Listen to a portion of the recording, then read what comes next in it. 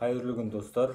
Бүгін біз неге деген әнді үйренетін боламыз. Міне бірінші ашық. Бірінші ойнап көрсетейін басын.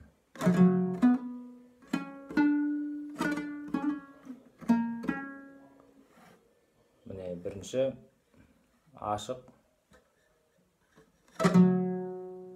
Тек қана асты төменге. Сосын астынан 5-ші перне. Жоғарыға 5. Сосын 7-ші перне төмен. 8-ші перне жоғарыға. Қосылған кезде былай. Сосын қайтадан 8 төменге. 7 жоғарыға. 4 төменге. 7 жоғарыға. Сол кезде мұндай әуен шықты.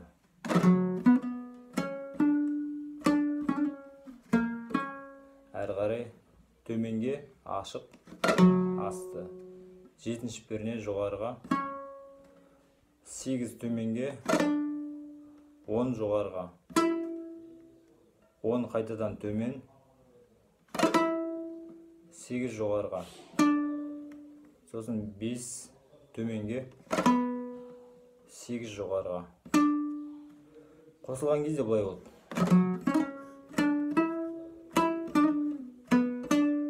Енді екеуі қосылған кезде былай.